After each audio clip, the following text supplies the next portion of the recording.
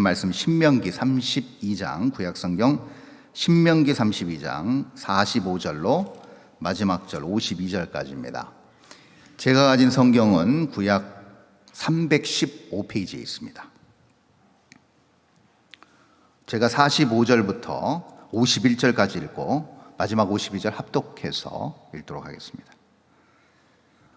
모세가 이 모든 말씀을 온 이스라엘에게 말하기를 마치고 그들에게 이르되 내가 오늘 너희에게 증언한 모든 말을 너희 마음에 두고 너희의 자녀에게 명령하여 율법의 모든 말씀을 지켜 행하게 하라. 이는 너희에게 헛된 일이 아니라 너희의 생명이니 이 일로 말미암아 너희가 요단을 건너가 차지할 그 땅에서 너희 날이 장구하리라. 바로 그날에 여호와께서 모세에게 말씀하여 이르시되 너는 여리고 맞은편 모압 땅에 있는 아바림 산에 올라가 느보 산에 이르러 내가 이스라엘 자손에게 기업으로 주는 가나안 땅을 바라보라. 네 형 아론이 호르산에서 죽어 그의 조상에게로 돌아간 것 같이 너도 올라가는 이 산에서 죽어 네 조상에게로 돌아가리니 이는 너희가 신광야 가데스의 무리바 물가에서 이스라엘 자손 중 내게 범죄하여 내 거룩함을 이스라엘 자손 중에서 나타내지 아니한 까닭이라. 다 함께 읽습니다. 네가 비록 내가 이스라엘 자손에게 주는 땅을 맞은편에서 바라보기는 하려니와 그리로 들어가지는 못하리라 하시니라. 아멘. 우리 성도님들께 질문을 하나 드리고 오늘 말씀을 시작하겠습니다. 우리 성도님들이 이 자리에 오기까지 어떻게 인도함을 받으셨고 또 어떻게 또 인생을 굽이굽이 넘어서 여기까지 오셨습니까? 이 짧은 시간에 다 그 대답을 하실 수 있겠습니까? 2박 3일도 부족하겠죠. 많은 인생의 이야기들과 또 우여곡절이 많았을 것으로 생각이 듭니다. 저 역시도 마찬가지로 비록 우리 성도님들보다는 짧은 인생을 살았지만 나름 이야기가 많습니다. 많은 실패와 또 절망과 아픔과 또 그 가운데서 붙드시고 인도하심 가운데 여기까지 온 것 같습니다. 젊은 목사가 인생을 얘기하는 데 있어서 좀 무섭고 부끄러운 부분이 있지만은 성경을 근거로 해서 우리가 이 자리에서 여지껏 우리를 인도하시고 또 앞으로도 마지막 인생의 종착지까지 우리를 인도하신 하나님께서 허락하신 이 인생의 시간을 우리가 어떻게 살아내야 될 것인지는 항상 우리가 두렵고 떨림으로 항상 기대하고 또 동시에 조심조심 인생의 한 걸음을 내딛는 그런 지혜로운 삶을 살아야 될 것입니다. 여러분, 인생을 여기까지 오는 데 있어서 어떤 조합으로 여기까지 오셨다고 생각이 드십니까? 많겠죠. 다양한 삶, 다양한 환경과 출생 배경과 이런 것들을 다 나열하기 힘들 것 같지만 그래도 간단하게 모두가 다 공통적으로 이 부분에서 조합을 이루어서 여기까지 왔습니다라고 정의한다면 공감하실 내용이 있을 것입니다. 그게 무엇이냐면 바로 지식과 지혜의 조합이라고 저는 생각합니다. 지식과 지혜의 조합. 이게 무슨 말인가? 여러분, 보통 지식과 지혜는 비슷한 말이라고 생각합니다. 그러나 좀 다른 측면이 있습니다. 그것은 무엇이냐면요, 여러분, 이겁니다. 지식은요, 오랫동안 우리의 배경과 환경과 여건에서 주어지는 정보입니다. 그렇죠? 그것을 우리가 잘 듣고 배우고 습득해서 어느 일정 기간 그것을 우리 안에 차곡차곡 쌓아놓습니다. 그리고 지혜는 어느 때에 나타나는가? 그 지식이 무르익어서 정점에 이르러서 무엇인가를 결정하는 순간에 지혜가 발현되고 구현되고 발휘되는 것이죠. 그래서 지식과 지혜는 좀 다른 측면이 있습니다. 예를 들어서 이겁니다. 자, 유치원생 아이가 있습니다. 근데 유치원생 아이가 유치원에서 가나다라를 배우고 1, 2, 3, 4를 배웁니다. 아주 기초적인 걸 배우죠. 그 기초적인 지식을 기반으로 해서 뭘 합니까? 초등학교에 쑥 들어갑니다. 자, 초등학교에 쑥 들어가는 것을 뭐라고 하죠?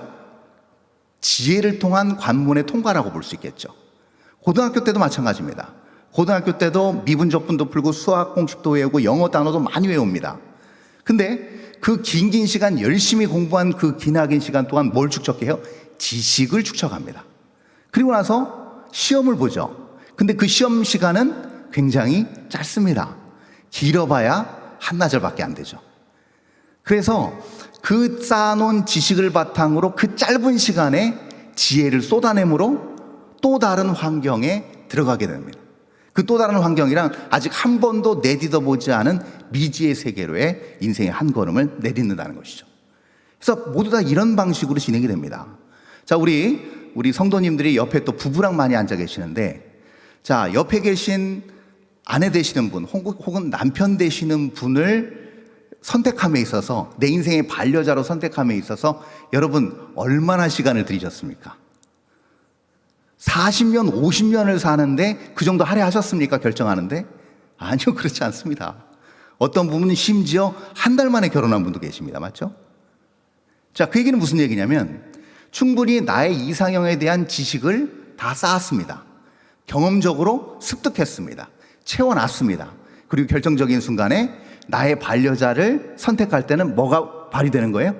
지혜가 발휘되는 겁니다. 이해가 되시죠, 여러분? 그래서 지식은 무엇인가 하면 파편적이라고 한다면 지혜는 굉장히 집중적입니다. 그리고 지식이 수동적이라고 한다면 지혜는 굉장히 능동적입니다. 지식이 피상적이라고 한다면 지혜는 뭘까요? 굉장히 현실적입니다. 그리고 본질적인 것이라고 할 수 있을 것이죠.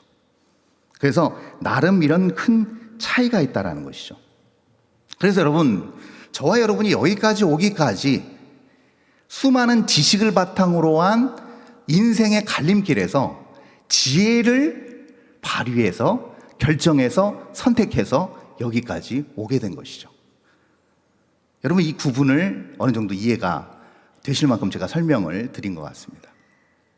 그러면 결국 인생은 이 지식과 지혜의 두 조합이라고 할 수 있을 것입니다. 오늘 본문에 나오는 모세 역시도 이 인생의 조합에서 많은 우여곡절과 많은 인생의 업다운의 많은 스토리를 우리는 모세 5경에 있는 이야기들을 통해서 알 수가 있습니다. 모세도 역시 마찬가지로 노예의 자식으로 태어났습니다. 그런데 노예의 자식이었지만 그의 부모는 그를 죽이지 않았습니다. 서슬퍼런 바로의 칼날이 나마를 다 죽이라는 명령이 있었음에도 불구하고 모세의 부모는 모세를 살려두었습니다.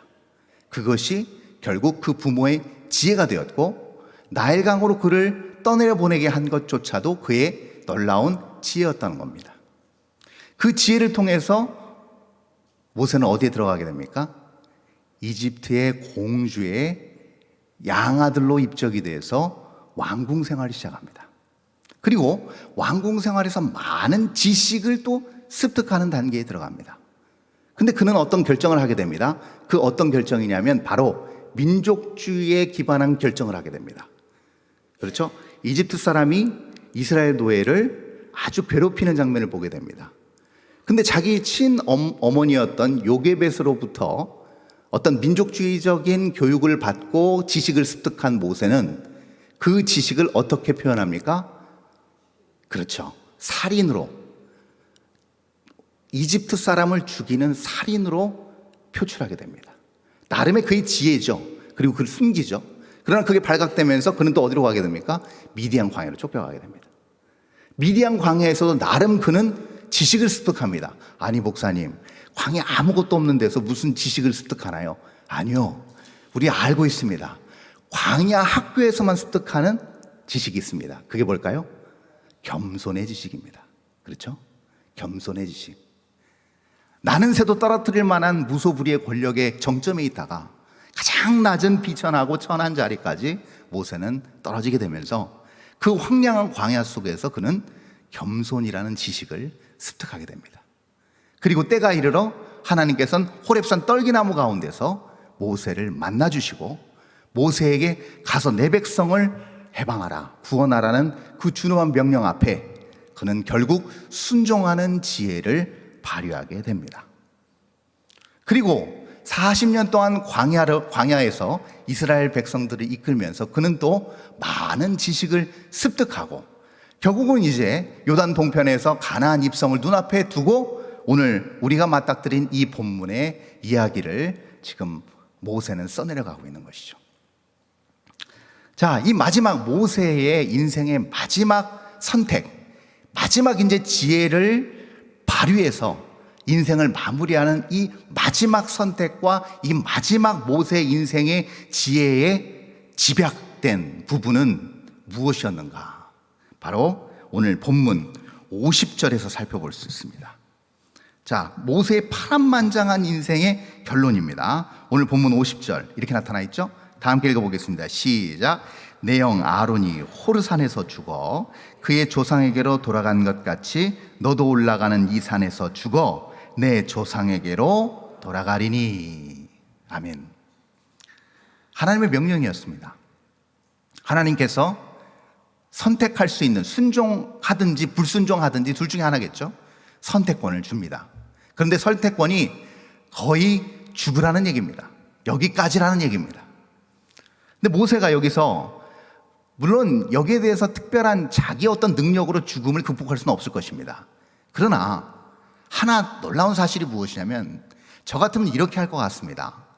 120년의 인생 동안 그가 하나님 앞에 헌신한 게 어디며 모세만큼 하나님과 친밀하고 밀접하게 영적인 교통을 나누었던, 교제를 나누었던 선지자가 전무후무하고 모세만큼 인자한 사람이 이 지구상에 존재하지가 않았을 만큼 성경은 모세를 굉장히 뛰어나게 평가하는 지인으로, 지혜자로 그렇게 평가하고 있는데 저 같으면 이렇게 할 것 같습니다. 하나님, 제가 그래도 한 것이 있으니 그래도 며칠만이라도 이 약속의 땅 가나안에 들여보내 주시면 어떨까요?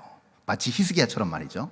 너 죽을 거야 했을 때 하나님, 제가 그동안 산 것을 좀 어여삐 봐주셔서 저를 좀 살려주십시오 했을 때 15년 연장시켜 주신 것처럼 그래, 모세 너도 조금 더 있다가 그 땅에서 죽으면 좋지 않겠나. 이게 어떻게 보면 모세에게도 좋고 하나님께도 손해보는 일은 아닌 것 같은데 말이죠. 모세가 여기서 이런 반구하지 않고 그대로 주님의 명령을 따릅니다.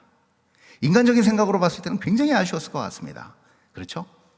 얼마나 자기의 어떤 책임과 또 자기 책임에 못지않는 그의 그 무게에 준하는 기대와 소망이 얼마나 그 약속의 땅을 향해 있었겠습니까?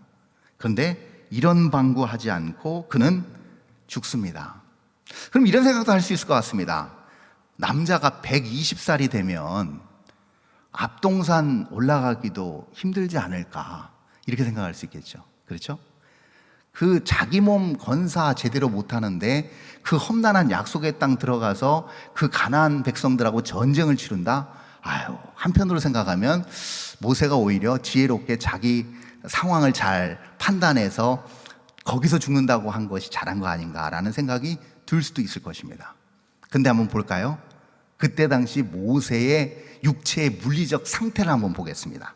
그게 어디 나오는가? 바로 맨 마지막 장, 신명기 34장 7절에 나타나 있습니다. 한번 다 함께 읽어볼까요? 시작.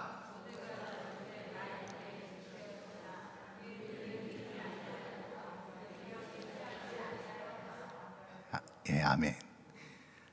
120년 동안 눈도 어두워지지 않았고 기력도 전혀 쇠하지 않는 아주 건강한 모세였습니다.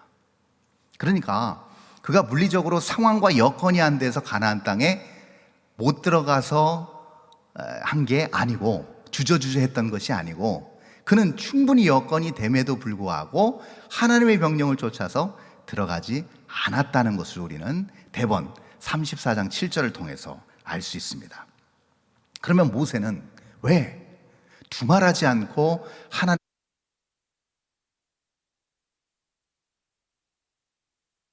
하나님이 받아들이게 된 것일까요? 그 이유가 오늘 본문에 나타나 있습니다.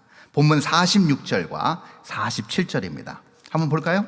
46절, 47절 제가 읽습니다. 그들에게 이르되 내가 오늘 너희에게 증언한 모든 말을 너희의 마음에 두고 너희 자녀에게 명령하여 이 율법의 모든 말씀을 지켜 행하게 하라. 이는 너희에게 헛된 일이 아니라 너희의 생명이니 이 일로 말미암아 너희가 요단을 건너가 차지할 그 땅에서 너희의 날이 장구하리라. 자, 지금 이 모세가 백성들에게, 광야 세대죠, 광야 세대에게 하는 마지막 고별 설교입니다. 그 고별 설교의 마지막 부분이 바로 방금 전에 읽은 32장 46절과 47절입니다. 근데 이 47절에서 중요한 말을 지금 모세가 하고 있습니다. 자, 띄워주시면 47절에서 이렇게 말하고 있죠. 이는 너희에게 헛된 일이 아니라 너희의 생명이니 라는 표현이 나옵니다. 모세는 지금 무엇을 지칭해서 얘기하는 것일까요? 뭘 지금 부가적으로 설명하고 있는 겁니까? 이 헛된 일이 아니고 이것이 생명인 것은 어떤 태도가 이런 결과가 되고 이런 좋은 유익을 갖다 준다는 거예요, 백성들에게? 하나님의 말씀을 청정하고 듣고 순종했을 때라는 겁니다. 이것이 결코 헛된 일이 아니고 너의 생명이라는 겁니다. 이걸 얘기하고 있는 거죠. 자, 여기서부터 여러분 잘 들으셔야 됩니다. 여러분, 성경 말씀, 하나님께서 직접 성령의 감화 감동으로 쓰신 이 말씀은 지식입니까? 지혜입니까? 대답 잘 하셔야 돼요. 자, 지식과 지혜의 정의에 대해서 제가 설명드렸습니다. 이 하나님의 말씀은 지식입니까? 지혜입니까? 대부분 다 지혜라고 말씀하시죠. 여러분, 이것이 만약에 제가 아까 말씀드렸잖아요. 이것이 만약에 이 글자 자체가 한 획 한 획이 성경책 안에 갇혀있는 단순한 문구와 단어와 글이라고 한다면 여러분, 이것은 지식밖에 안 됩니다. 지혜의 범주를 넘어갈 수가 없는 것이죠. 그래서 모세가 얘기한 겁니다. 헛된 일이 무엇인가 하는 거죠. 하나님께서 말씀하셨습니다. 하나님께서 약속하셨습니다. 불변의 약속이 성경 말씀에 다 쓰여져 있습니다. 가감없이 다 하나님은 말씀하셨습니다. 근데 이것이 헛된 일이 되는 건 어떤 일이겠습니까? 이것이 지혜롭게 활용되지 못할 때입니다. 그러면 이 하나님의 말씀은 지식 그 이상이 될 수 없다는 겁니다. 그래서 모세는 이것이 헛된 일이 아니라 생명이라고 얘기합니다. 왜요? 자기는 120년 동안 수고하고 애쓰고 순종해서 지금 요단강만 건너면 약속의 땅에 들어갈 수 있음에도 불구하고 하나님이 막으시니, 하나님이 죽으라 하시니 여기서 죽겠다는 게 헛된 일이 아닌 오히려 생명으로 그는 믿고 있는 겁니다. 그렇게 받아들이고 있는 겁니다. 자, 그러면 이것은 지식입니까? 지혜입니까? 지혜인 것이죠.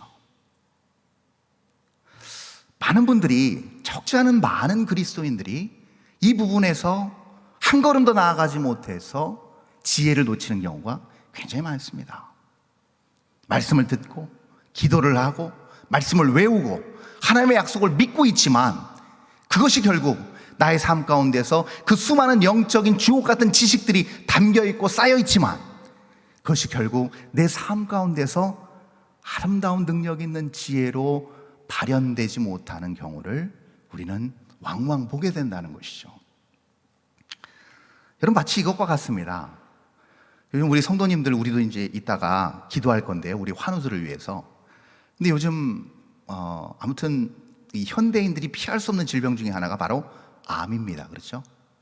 근데 우리 성도님들 중에도 가끔 건강하신데, 누가 봐도 건강한 모습인데 건강검진을 한번 받으러 갔다가 조그만 의심쩍은 종양 하나를 발견해서 그 조직검사 이후에 악성 종양으로 발견돼서 수술하고 또 암 판정을 받는 경우가 우리는 많이 있고 실제로 우리는 그것을 접하고 있습니다.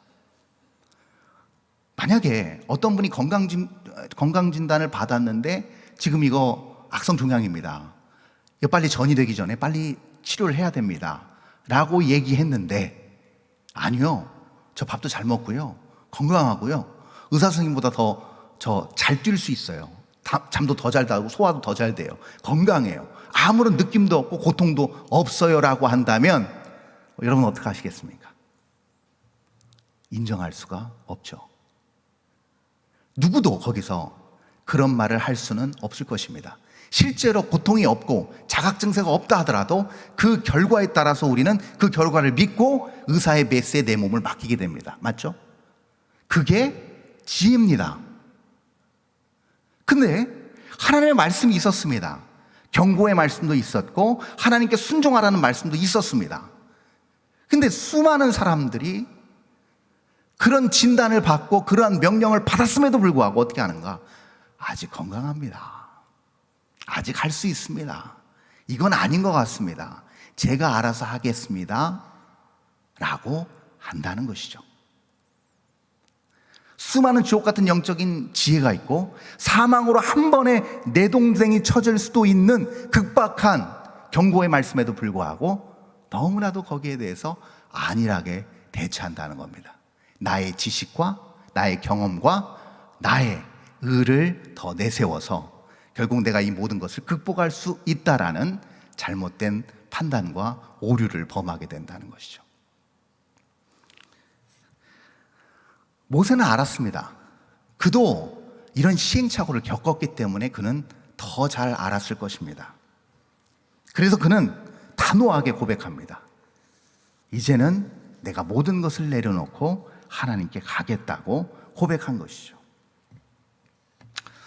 여러분, 그러면 우리가 여기서 중요하게 짚고 넘어가야 되고 우리에게 주어진 숙제를 분명히 풀어내야 되는 정답을 가지고 가야 될 것 같습니다. 저와 여러분도 여기서 예외일 수 없습니다. 누구든지 상황 앞에서, 환경 앞에서 우리의 본능과 우리의 생각과 우리의 지식이 더 앞설 수가 있습니다. 우리는 연약한 인간이기 때문에 그렇고 우리의 모든 죄된 생각이 우리를 압도하기 때문에 우리는 아무리 영적 지식에 발달하더라도 우리의 본성을 제어하기가 그렇게 쉽지는 않다라는 겁니다. 이것이 목사인 저도 고백할 수 있는 부분입니다. 연약하기 때문이죠. 그러면 어떤 방법이 결국은 이 모든 영적인 지식을 온전한 영적인 아름다운 지혜로 발현해낼 수 있을까? 그런 아름다운 결과물을 그럼 어떻게 만들어낼 수 있을까? 단 하나입니다. 오늘 모세가 보여준 바로 그 모습입니다. 말씀 앞에서 죽으면 됩니다. 나의 모든 기득권을 죽이고 나의 모든 기득권을 다 내려놓고 말씀 앞에서 의연히 죽는 길밖에 없다라는 겁니다. 죽는다는 표현이 굉장히 과격할 수 있고 굉장히 우리에게 반가운 그런 단어는 아닙니다. 복된 그런 또 은혜로운 그런 이야기도 절대 아닙니다. 근데 여러분, 우리가 분명히 알아야 됩니다. 죽음은요, 반드시 하나님 뜻 안에서의 온전한 죽음과 온전한 내려놓음은요, 무엇을 가져다 주는가? 부활의 영광을 가져다 주고 진정한 생명을 가져다 주고 회복을 가져다 준다는 겁니다. 이 과정 없이는 불가능합니다. 우리 삶 가운데서 나타나는 수많은 문제와 아픔을 하나님의 말씀에 근거한 지혜로 극복하고 승리하기는요, 우리가 피상적으로 아는 하나님의 말씀으로는, 그것을 우리의 지식과 우리의 경험과 우리의 능력으로 알량하게 대처하기에는 이 세상의 장벽이, 이 세상의 힘이, 이 세상의 영향력이 너무 크다라는 겁니다. 그래서 우리는 이 생명의 말씀 앞에서 우리를 죽여야 되는 겁니다. 이 방법밖에 없다라는 것이죠. 여러분, 그래서 바울은 얘기한 겁니다. 가장 고상한 지식이 바로 예수를 아는 지식이라고 표현한 겁니다. 그가 가지고 있던 모든 것들을 다 배설물로 내던지고 버릴 수 있었던 이유가 무엇인가 하면 바로 예수 그리스도를 아는 그 지식이 가장 고상한 것을 그는 깨달았기 때문이죠. 그래서 그는 고린도전서 1장 23절 24절에서 이렇게 고백합니다. 우리 한번 볼까요? 유명한 말씀입니다. 고린도전서 1장 23절에서 24절, 우리 다 함께 읽어볼까요? 시작. 우리는 십자가에 못 박힌 그리스도를 전합니다. 거리끼는 것이요 이방인에게는 미련한 것이로되 오직 부르심을 받은 자들에게는 유대인이나 헬라인이나 그리스도는 하나님의 능력이요 하나님의 지혜니라. 아멘. 아멘. 여러분, 무엇이 하나님의 지혜고 하나님의 능력이라고요? 예수 그리스도께서 십자가의 죽으심이 하나님의 지혜고 하나님의 능력이라고 말하고 있습니다. 오늘날 여러분, 현대사회에 사는 모든 그리스도인들과 그 그리스도인들이 속한 교회가 이 땅에서 타의 추종을 불허할 수 있는 놀라운 능력과 지혜로 우뚝 설 수 있는 방법은 무엇일까요? 단 하나입니다. 그것은요, 하나님을 아직 알지 못하는 사람들이 자기들의 지식으로 판단했을 때 자기들이 그동안 상상도 할 수 없었고 꿈꿔보지도 못했고 예견할 수도 없었던 모습이 교회 안에서 펼쳐질 때입니다. 자기들 눈앞에서 펼쳐질 때입니다. 그것을 그들은 참 지혜로 인정할 수밖에 없습니다. 그렇지 않겠습니까? 세상 어디를 가나 소외됩니다. 세상 어딜 가나 상처받습니다. 진정한 사랑이 없습니다. 서로 헐뜯습니다. 깎아내립니다. 양육강식이 무한정한 양육강식에 살벌한 세상입니다. 그런데 교회 안에서는 그렇게 살지 않습니다. 헌신합니다. 도와줍니다. 일으켜 세워줍니다. 아낌없이 이타적인 삶을 살아냅니다. 유무상통합니다. 이러한 삶을 구현해내는 모습을 본다라는 것이죠. 자기를 말씀 앞에서 죽이고 십자가에 못 박은 수많은 부름받은 성도들이 그렇게 하나님의 지식을 그렇게 자기 자신을 못 박아 죽임으로써 현실에서 드러나는 모습으로 승화시켜 나갈 때 이 교회 공동체는요, 이 세상 어떤 모임, 어떤 조직, 어떤 공동체보다도 가장 매력적인 공동체가 될 수밖에 없다라는 겁니다. 관건이 거기에 있습니다. 십자가의 능력은 그것이죠. 여러분, 십자가의 능력이 왜 위대한가? 왜 십자가는 모든 죄를 다 그 넓은 가장 높은 곳에서부터 가장 낮은, 가장 나름 선하다고 하는 사람부터 가장 극악무도한 죄인까지 다 아우르는 스펙트럼 안에서 구원을 이룰 수 있는 능력이 되는 이유가 무엇인가 하면요, 하나님께서 못 박아 죽어주셨기 때문입니다. 하나님께서 실제로 하나님의 지식이 온전히 사람 눈에 보이도록 드러내 보여주신 것이 바로 십자가이기 때문에 그렇습니다. 여러분, 그래서 마귀도요, 우리가 그렇게 겁내하고 그렇게 큰 능력을 가진 마귀도 그래서 손을 못 댄 겁니다. 십자가는. 왜요?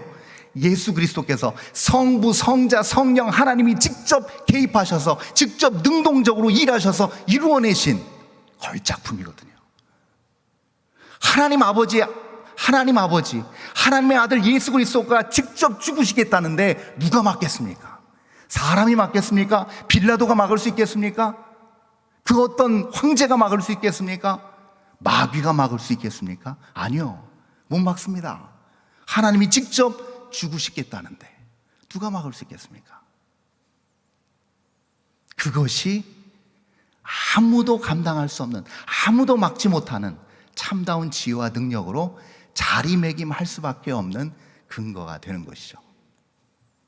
그게 십자가의 능력입니다. 그러므로 우리가 매번 우리의 문제와 죄의 유혹 가운데서 우리가 매일 고전하고 힘들어하고 두려워하는 것을 극복할 수 있는 유일한 이유는 무엇인가? 유일한 방법은 무엇인가? 이것을 극복할 수 있는 유일한 대안은 무엇인가 하면 다른 게 아니라 우리가 가지고 있는 이 참 진리의 영적 지식을 그대로 안고 십자가를 통과하는 작업을 해야 된다는 겁니다. 십자가를 통과할 때 어떤 일이 벌어지는가? 나의 모든 악한 불순물들이 빠지면서 뭐만 드러나는가? 예수 그리스도의 현실적인 지혜로운 능력만이 나타나게 됩니다. 그래서 바울이 하나님의 능력이요 하나님의 지혜라고 정의한 겁니다. 선포한 겁니다, 여러분. 그래서 바울이 갈라디아서 2장 20절에서 그렇게 얘기한 겁니다. 내가 십자가에 못 박혀 죽었나니 이제는 내가 사는 것이 아니요 내 안에 누가 사신다? 그리스도께서 사신 것이다. 이제 내가 사는 것은 나를 사랑하사 자기 몸을 버리신 하나님의 아들을 뭐하는? 믿는 믿음 안에서 사는 것이다 라고 바울은 고백한 겁니다. 반드시 이 과정이 있어야 됩니다. 오늘도 말씀이 주어졌습니다. 하나님의 이 진리의 말씀이 우리의 심령에 분명히 들어왔고 자리 잡았고 박혔을 것입니다. 그러면 이 받은 말씀 우리는 어떻게 해야 될까요? 그대로 안고 우리의 십자가를 통과해야 될 것입니다. 그리고 그 안에서 뚜렷하게 영롱하게 빛나는 지혜로운 하나님의 능력만이 나타날 수 있도록 나를 내어드리고 비워드리고 죽여야 될 것입니다. 그럴 때 별 놀라운 하나님의 역사가 우리의 가정과 직장과 교회와 구역과 모든 영역을 아름답게 지혜롭게 주님 원하시는 방법으로 변화시키고 세워 나갈 것입니다. 왜냐하면 십자가는요, 예수 그리스도의 지혜와 능력과 사랑의 완성이자 최종 결론이기 때문에 그렇습니다, 여러분. 이 놀라운 지식을 아름답게 우리의 삶 곳곳에서 참다운 지혜로 구현해 나가고 승화시켜 나가는 복되고 아름다운 인생, 그리고 우리의 모든 아름다운 인생의 여정길이 될 수 있기를 바랍니다.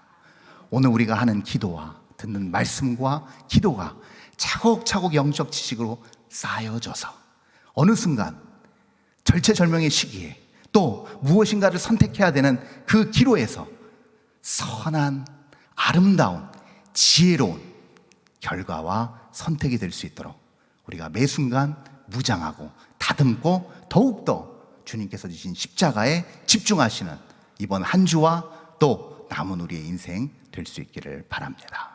기도하겠습니다.